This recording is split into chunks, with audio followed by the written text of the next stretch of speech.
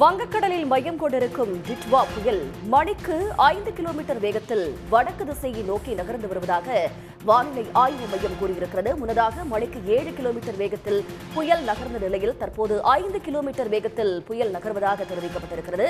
இதனால் வட தமிழக கடலோர பகுதிகளில் இருந்து 80 கிலோமீட்டர் தொலைவில் புயல் நகர்ந்து வருவதாகவும் தெரிவிக்கப்பட்டிருக்கிறது. இது பற்றிய கூடுதல் விவரங்களை தருவதற்காக செய்தியாளர் ஸ்ரீதர் இணைகிறார். ஸ்ரீதர், இன்று காலையில் இருந்தே 7 கிலோமீட்டர் வேகத்தில், அதன் பிறகாக 12 கிலோமீட்டர் வேகத்தில், அதன் பிறகு 7 கிலோமீட்டர் வேகம், தற்போது 5 கிலோமீட்டர் வேகத்தில் புயல் நகர்ந்து வரக்கூடிய நிலையில் தற்போதைய விவரங்களை பதிவு செய்யுங்க.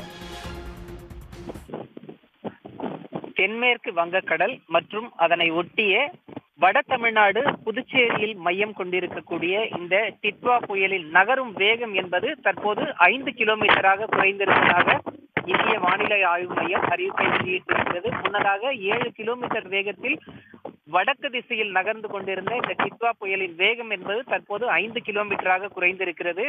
அதிலும் குறிப்பாக சென்னையிலிருந்து இந்த டிட்வா புயல் என்பது 150 கிலோமீட்டர் தூரத்தில் கிழக்கு தென்கிழக்கு திசையில் மையம் கொண்டிருக்கிறது. கடலூருக்கு 90 கிலோமீட்டர் கிழக்கு தென்கிழக்கிலும், வேதாரண்யத்திற்கு 170 கிலோமீட்டர் வடக்கு வடகிழக்கிலும் மையம் கொண்டிருக்கிறது.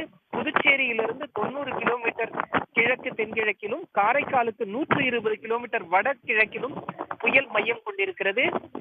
வங்கக்கடலில் மையம் கொண்டிருக்கக்கூடிய இந்த புயலானது அடுத்த 3 மணி நேரத்தில் ஆழ்ந்த காற்றழுத்த தாழ்வு மண்டலமாக வலுவிழக்கக்கூடும் என்ற ஒரு தகவலை தற்போதைய செய்திக்குறிப்பில் இந்திய வானிலை ஆய்வு மையம் தெரிவித்திருக்கிறது.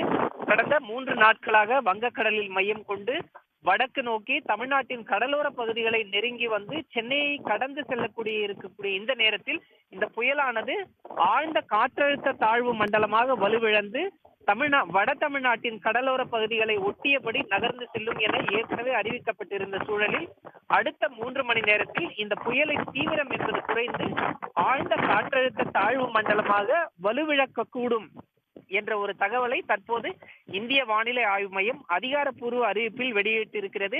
இந்த புயலின் மையப்பகுதி என்பது வட தமிழ்நாட்டின் கடலோர பகுதிகளிலிருந்து 80 கிலோமீட்டர் தூரத்தில் மையம் கொண்டிருக்கிறது. அடுத்த சில மணி நேரத்தில் மேலும் வடக்கு திசையில் நகரக்கூடிய இந்த புயல் ஆழ்ந்த காற்றழுத்த தாழ்வு மண்டலமாக வலுவிழக்க உள்ளது. உங்களுடைய விவரங்களுக்கு நன்றி ஸ்ரீதர். உடனுக்குடன் செய்திகளை தெரிந்து கொள்ள சன் நியூஸ் பெல் ஐகானை கிளிக் பண்ணுங்க.